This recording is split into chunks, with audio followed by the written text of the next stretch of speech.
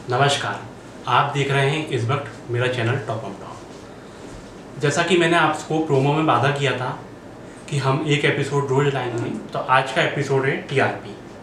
जैसा कि आप सब लोग जानते हैं कि आजकल मुद्दे बहुत बना दिए जाते हैं, बहुत सारे मुद्दे बन जाते हैं और हर मुद्दे पे हर चैनल अपनी टीआरपी चाहता है। जैसे अभी कुछ दिन पहले सुशांत केस बहुत हाईलाइट हुआ, उसके बाद बॉलीवुड में दीपिका, सारा, श्रद्धा और भी कई लोगों को बुलाया गया। सीबीआई ने, एनसीबी ने या कई संस्थानों ने जांच की। एनसीबी की जब जांच हो रही थी तो दीपिका, सारा और श्रद्धा पे पूरे मीडिया के कैमरों की नज़र थी। हर पत्रकार ने ट्वीट करा कि साहब ये कैमरों की भूख पूरी हो गई कि टीआरपी इसमें मिलेगी।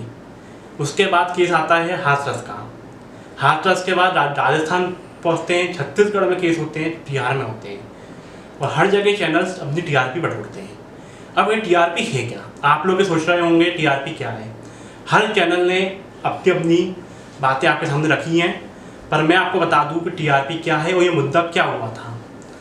तो जो टीआरपी है वो टारगेट रेटिंग पॉइंट होती है। जैसे आप यूट्यूब देख रहे हैं, यूट्यूब में व्यूज़ होते हैं, व्यूअर्स होते हैं। तो जैसे जैसे व्यूअर्स बढ़ते हैं हमारे, हमको उस हिसाब से पेमेंट मिलता है। ऐसे ही इन चैनल्स को जैसे जैसे इनके टीआरपी बढ़ती है वैसे वैसे ऐड मिलते हैं, वैसे वैसे उन ऐड पे पैसे बढ़ता है। जैसे आपने अभी कुछ दिन से रिपब्लिक, इंडिया टुडे का नाम बहुत सुन रहे होंगे।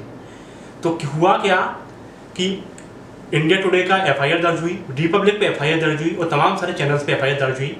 अलग अलग एफआईआर थी और उनमें ये कहा गया कि टीआरपी इन चैनल्स ने खरीदी है। टीआरपी चैनल्स इसलिए खरीदते हैं क्योंकि जब उनको ऐड मिलते हैं तो वो ऐड के अच्छे पैसे मिलते हैं। जितनी टीआरपी होती है उतने अच्छे पैसे मिलते हैं। जैसे मेरे को पास कोई ऐड है, जैसे इंडिया टुडे ही है, तो मैं क्या करूँगा कि ऐड जब देने जाऊँगा तो मैं देखूँगा उनकी टीआरपी कितनी है, कितने उनके व्यूअर्स देख रहे हैं, कितने लोग उनकी वो कर रहे हैं। तो जब मेरे को टीआरपी अच्छी मिलेगी उनकी तो मैं उनको पैसे ज़्यादा देना चाहूँगा और जिस चैनल की मुझे कम मिलेगी मैं उनको पैसे कम दूँगा। अब बात आती है टीआरपी की रेटिंग करता कौन है। तो अभी तो BARC, बार्क कहते हैं जिसको, वो रेटिंग करता है। पर पहले एक टैम हुआ करता था जो इसकी रेटिंग करता था। जो बार्क है वो ब्रॉडकास्टिंग ऑडियंस रिसर्च काउंसिल है, जो 2010 में बनाई गई। 2010 में भी ऐसे ही एक मुद्दा छोटा सा एक आया था जो किसी मीडिया में नहीं चल पाया। वो यही था कि चैनल ने टीआरपी खरीदी। उस टाइम इंडिया टुडे, ये तमाम सारे चैनल्स थे जिन पर 5-5 लाख का फाइन भी लगा था कि टीआरपी खरीदने के उसमें, और उन लोगों ने फाइन चुका दिया, किसी चैनल ने ये दिखाया नहीं। तो उस टाइम बात आई कि ये टीआरपी, तो उस टाइम एक संस्था थी टैम।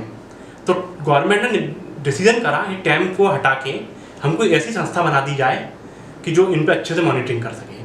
तो उस टाइम बार्क को बनाया गया। जब बार्क बना तो बार्क ने बहुत अच्छी मॉनिटरिंग करी। पर आज जब मुद्दा आया तो सब चैनल्स एक ही उसमें आ गए कि ये टीआरपी का खेल हटा दो। वरिष्ठ पत्रकार आशुतोष से जब बात की गई इस उसमें, तो उनने एक बताया कि जब वो IBN 7 में थे उस टाइम में टीआरपी के लिए सब बोलते थे कि साहब टीआरपी बिकती है, पर उन्होंने बताया मुझे मालूम नहीं था। पर मैं आपको बता दूं, हर एडिटर को, हर पत्रकार को, सबको ही मालूम था टीआरपी बिकती है, पर कोई कैमरे के सामने आपको ये नहीं बताएगा। जैसे अजीत अंजुम जी ने भी कही कि साहब हम 25 साल से पत्रकारिता कर रहे हैं पर कोई टीआरपी का हमने नहीं देखा। पर जब वो टीआरपी की बात आई तो उनने भी यही कहती कि हमने कभी देखा नहीं, हमने कहीं खरीदी नहीं। पर ऐसा नहीं है, हर चैनल अपनी अपनी तरफ से करता है। आपको कई लोगों ने बताया होगा कि साहब टीआरपी कैसा वो रहता है। अब मैं आपको एक शॉर्ट वो बता दूं, टीआरपी कुछ नहीं है, ना कोई उससे कोई बहुत बड़ा चैनल से फ़ायदा है।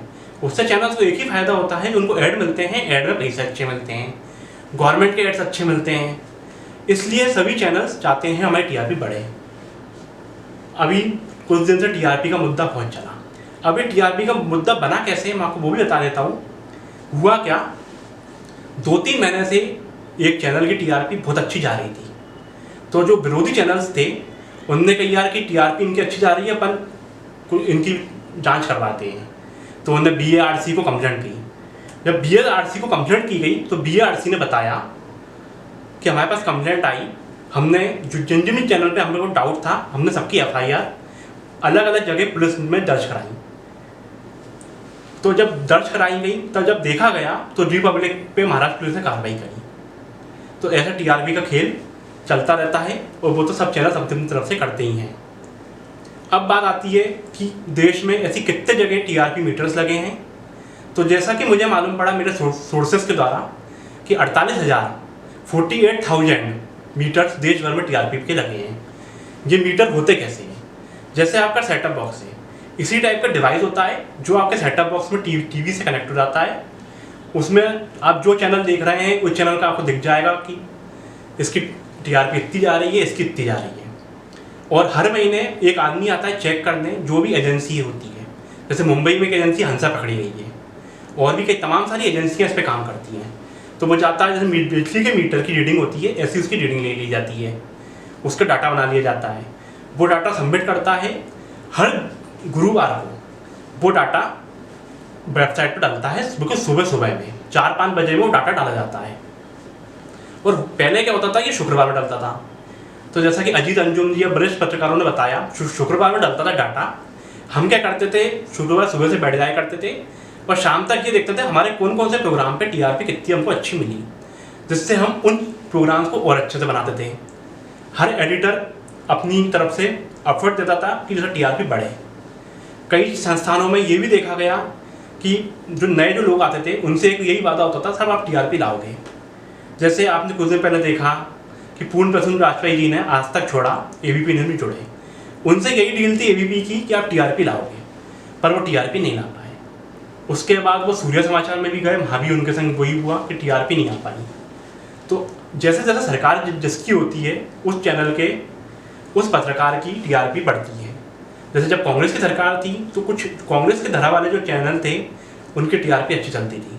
अब जब बीजेपी की सरकार है तो बीजेपी वालों की टीआरपी अच्छी चलती है।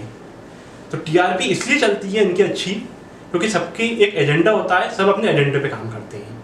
जैसे आपने सुशांत केस देखा, रिपब्लिक ने 109 दिन तक दिखाया, टाइम्स नाउ ने भी 100 दिन के लगभग कवर किया, जबकि बहुत सारे चैनल उससे हट गए थे।